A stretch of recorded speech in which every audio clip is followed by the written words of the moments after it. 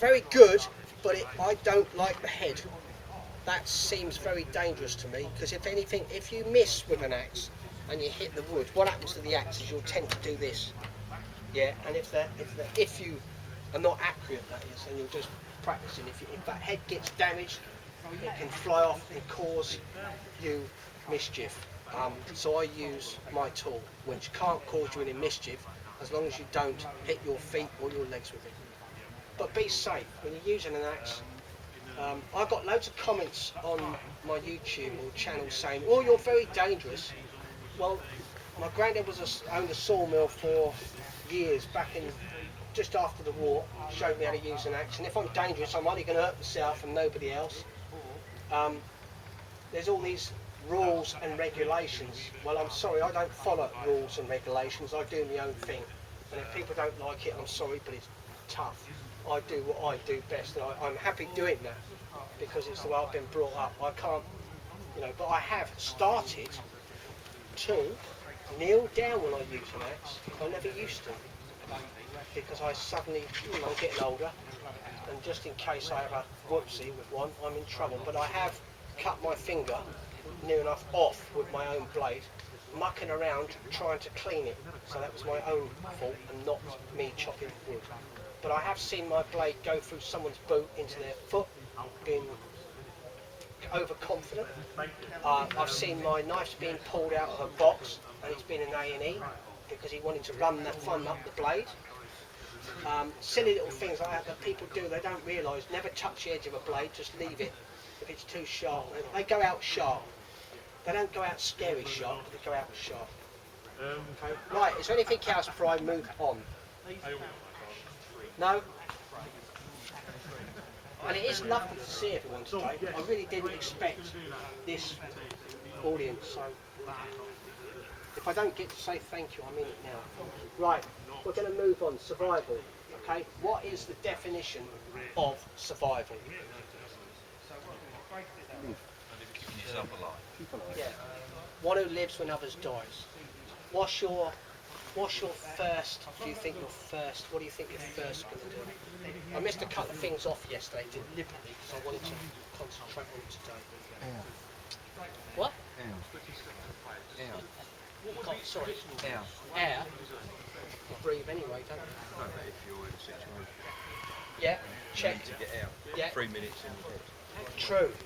In the water And snow, and snow. Yeah. sand. Sand, whatever. Yeah. So you're going to fight for survival, yeah, which you are going to do. But if you're lost, get yourself by a tree.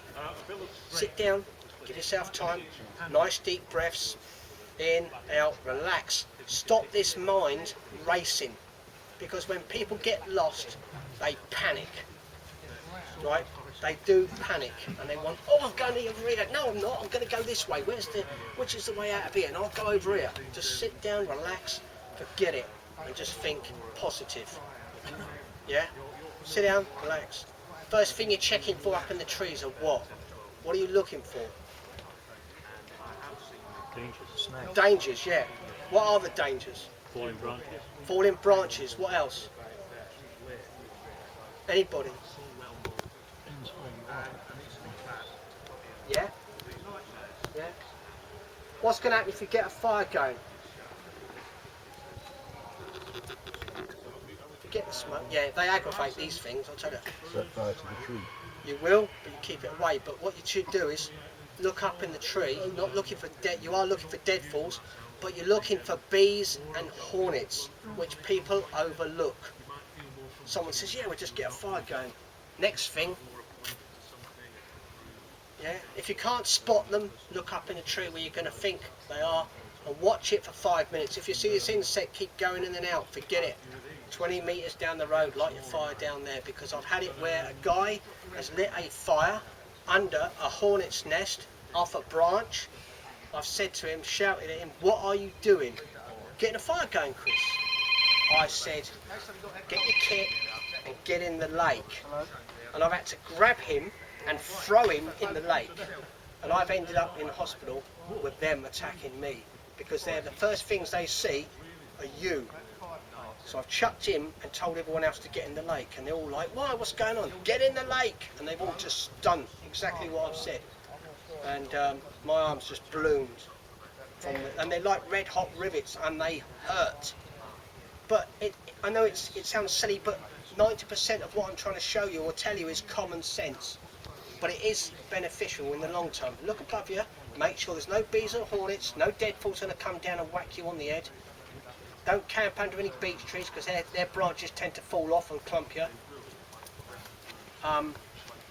You know, and stuff like that. Then we start to make a plan. And the plan is protection, location, acquisition, navigation, and last but least is medical. So you've got to be your own doctor out there. If you get a blister or anything, stop and treat it. Nothing ventured, nothing gained. So treat it now instead of walking 10 miles down the road and it's got worse. Okay? That's why I'm saying to you about kit. If your boots don't fit, you know, and you've got a pair of boots and you like them and you think, oh, I want them to fit my feet, the easiest way I can tell you is get in a bath of warm water, let them soak in, yeah, take them out, let them dry off, then try them. The other way to do it is surgical spirit on the bottom of your feet to harden them up for a couple of days. That also works, okay? But it's more prevention for you lot than anything, okay? Once you've got the fire going, you need to find a source of water, because 3 days you can't go without water, you're going to start to suffer. I've had it where I've been about 2 and I've been near enough on my knees, because in this heat, you know what I mean, I don't like it, so I need loads of water. We live on water. 85% of your body's made up of water, so you're going to use it, okay? Everyone likes tea, so you know, the kit you take, you're hunting around. If you've got a group of you, get everyone together, find out what they've got in their pockets. I've got a phone, we can use that to call home in an emergency. I've got matches, I've got a lighter, brilliant, we can light a fire. There's none of this, I'll get 2 sticks and rub them together, because in a survival situation, I'm being straight and I'm not being rude to anyone, right? So don't take it the wrong way. It doesn't work when you're in a survival situation, so forget it. You use the sticks as a last resort, okay? When all else fails, make yourself a bow drill. I'll stand there and bloody help you as well if I couldn't get a fire going. Okay, so you use that as a last resort. Use whatever you've got, matches, lighter, fuel, whatever you've got, use it to get the fire going. Okay, then you need water. So when you get the water, we need to boil it. That's when we need that vessel. Mess tins, forget mess tins, get yourself a round tub about this high, piece of wire, put some holes in it, make it at home, an old massive great bean can, that'll work. You can always fold the handle in, put it in a plastic bag, it won't get on the rest of your gear. Okay, so keep it separate, and you can put food and stuff, whatever you want inside. Okay, you don't need food because you can last about 3 weeks, then you're going to start to go downhill. Okay, your main priority is, if you're caught out, is to stay a couple of days and get back to civilization. Okay, that is the main thing. Now then, there's a pyramid, right? Not many, I suppose there's a lot of you might have heard it before, pyramid of training. You've always got your kit, then below that kit comes knowledge, dispels fear and builds confidence. And the last thing is the will to live. I can't teach you, or nobody else can teach you that will to live. It's in here and in here, and it's up to you to release it.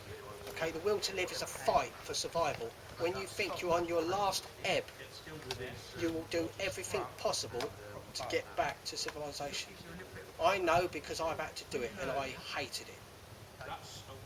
And you grasping at straws and whatever, thinking, and your head's racing, trying to think, what plan have I got now? Right, bugger this, I've got to move. Pouring rain, I'm starting to go down with hypothermia, I've got to shift. And you do, you move, you have to. And you keep going, whatever happens. Okay? When it comes to plants, you've got to go for a balanced diet. Okay, so you go for plants, fungi, insects, worms, snails, grubs, fish and game. Okay, and that's your balanced diet. And you've got to stick to it, don't start veering off. Plants, obviously, I'm just going to give you a rough idea. Anything red, bright colours, we leave alone unless positively identified. There is an edibility test for plants. There is none for fungus. So if your mate says, oh, I know about that, this is a joke, right? No one take offence. Let him eat it, give him half hour. If he keels over, you ain't going to touch it, are you? Okay? So, you know what I mean? Some have irritating hairs. If you don't boil them into submission, they get stuck in your throat. Then you've got another problem to deal with. Okay. Some are brightly coloured, like holly and stuff. You wouldn't touch it. Some are white sap. Okay. But again, there isn't an ability test for plants. You can grab some if you're not sure about it. Rub it on the hair. If it's red rash, soreness, or bitterness, and it's stinging on here, don't touch it. If it's not, move it up to here. If it starts to do the same thing, get some water down you. If you swallow it and you're not sure that you've taken something that's bad, charcoal from the fire will make a paste. It'll make you throw up, but it absorbs the poison. Okay. The other thing is white potash also works in the fire for bad stomachs as well. But this is just a small section of stuff I'm trying to get you to understand. Fungus, if you find any stuff, there's several that can kill you out here. There's no known antidote for two of them, Phalloides and Verosa. They're on the Amantia, or Death Capital Destroying Angel. There was an incident in Isle of Wight some years ago where these foreign ladies were going into a glass house and taking this stuff. They died 10 days later. I'm not trying to scare you, I'm telling you the truth. It was on the news, you can check it yourself. But they're the things you know. And same with fungus, if you don't know it, leave it alone. There is identifying marks. Anything that stains red, white, blue and yellow, if you can't recognise it positively, leave it. Okay? Most fungus have a skirt or viola and a ring round it. Some have bright orange with white dots, fly agaric. It causes muscarine poison if you take it. Okay. Some cause delirium, spasms, massive headaches, vomiting, diarrhea, and then you get back on your feet the next day and you think you're better. Oh yeah, right. Oh, but that was it. Just bad water. Shut down. Your body just shuts down. You end up in pain, and there's no. And they're the two that you've got to worry about. But I'm not going to go in depth on that because I don't like treading on other people's feet. And there is people here that are doing the same sort of thing. Okay, it's only what I've picked up over the years from my dad and other people. So you know, everyone says, yeah, plants they taste. Listen, plants are just something to eat, just to fill that gap, to make you feel better, so you can get back. Okay, you can't. I promise you, you can't get a plant that's going to taste really nice. You can use bulrushes out of the lakes. They've got some here. Get down the bottom, dig them up. They've got white little tubers like this. They taste like chicken's legs. Anyone believe me? No? They do taste like chicken's legs. They're quite nice actually. You can cut a bit of apple up and add it to it, and it'll add the flavour in. But anything you get out here, you need to use and boil. Make sure that you use it like you do at home. You wash it, you clean it, you prepare it properly. Don't go round thinking, oh look, there's wood sorrel, I'll pick that up and eat that. You don't know what's been on that. Fox, anything been on there, you know? You've got to wash it, because if you get contaminated from a plant, then you're on the toilet for a while, aren't you? Okay? It's true, because I've seen it. It's like this plant here, digitalis, like foxglove, causes heart palpitations. If you take it, you're in trouble. So, you know, it's a giveaway sign. It's a bright colour, so we leave it alone. Okay, does everyone understand what I'm saying? Is there any questions?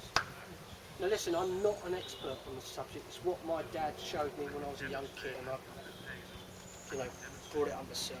So my dad served with the SAS, a long time ago. Did selection in 1968. I was about 4. So just the years of doing this and stuff. But but whatever I'm saying to you does work, because I've been out there and done it. I'm not trying to blow my own trumpet. I'm good at what I do, but I'm not the best. So, but I'm just trying to give you an insight into what I've been. So plants and that, leave alone. Then there come worms, snails, grubs you can find in the tree, on the ground.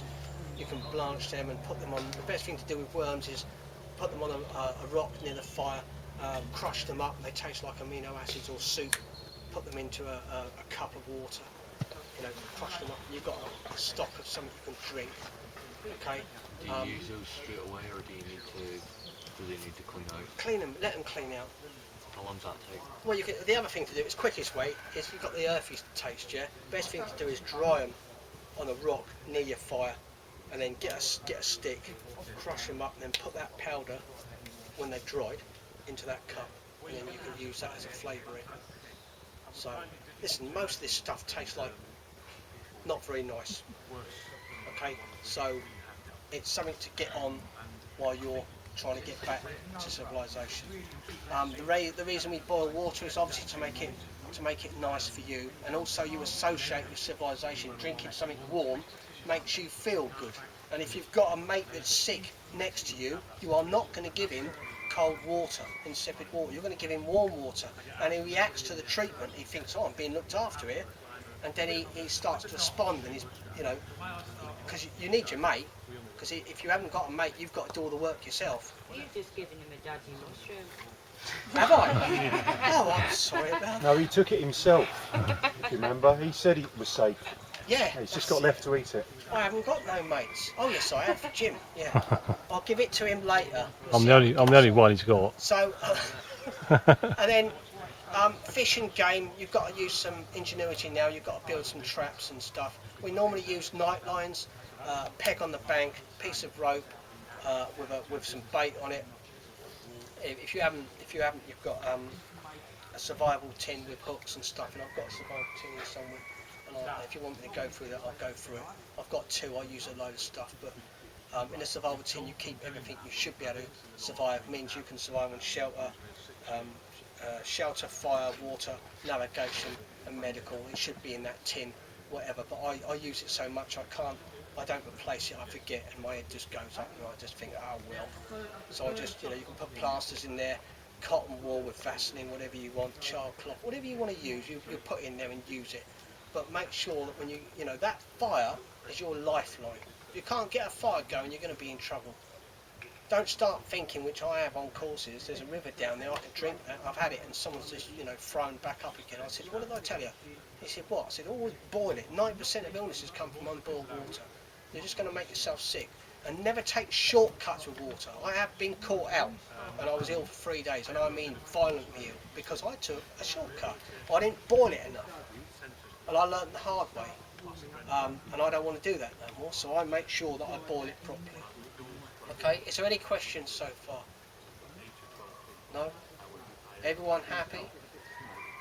Yeah? Yes, Chris. No smiling faces here. I thought, you know, it'd be quite good to have someone who's smiling and happy. Okay, so you need to do traps. Now trapping mechanisms I'm not going to go into much, but we only use the 4. Mangle, dangle, strangle and tangle. And they work. You might... What? It's just a phrase, isn't it? You know, you'd use hoops, make sure it's a fist high, 4 fingers off the deck, along a fence line. You put out 10 or 12. You can smoke them by the fire, or you can rub earth around them to get rid of your scent. But once you've been out in the woods for a while, you will start to smell like the woodland, which is good, because you can get closer to animals, you can get closer to nature, which most of us want to do. If you smell of all that perfume and stuff, they can smell you a mile off and they just whoosh, gone. Okay? If you stand very still sometimes in a field and something, you'll find that if you spot a deer, just keep very, very still. She or he will be very inquisitive and start moving around, trying to suss you out.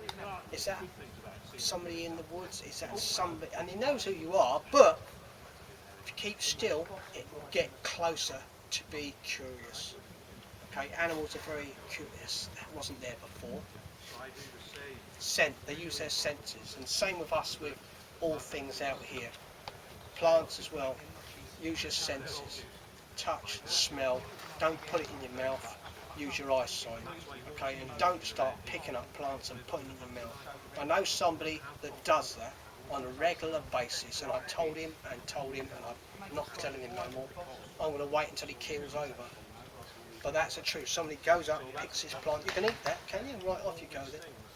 I gave him, when I went to see him, I gave him a poisonous plant. Yeah, you can eat that. And he looked at me, no you can't. And I said, well, you've learnt your lesson for once, haven't you? He said, well, I said, you don't trust me. He said, no, Chris. He said, you deliberately do that. I said, I would. Because that's what you've been doing half the day, picking up stuff and eating it. So I thought I'd pick something up that you didn't know and eat that. See if you believe me. He said, no, it's just a joke. But he was here now, the guy is here now. And I have a laugh with him about it. Eaten anything funny yet? No. Alright, so the trapping mechanisms. Is there anything else you want me to cover? Or would you like to ask questions? Because I'm open to questions. Anybody? Are you Anything? going to cover, you said about the tool you use, the knife. You're going to go into that at some point? Yeah, Or is no. that the finale? No, if you want me to cover it, yeah. No, I'm what's the intrigued. time? I saw you briefly yesterday, but out for a I minute, know, so I'm no, intrigued. no, what's the time? It's just 20 past. What, 11? 12. What? Oh my God. You've got an hour left. Yeah, just over an hour, isn't it? I always ask though, does anyone want me to go into it or not? Because this chap missed it, but anybody else? Yes. I said it with a smile.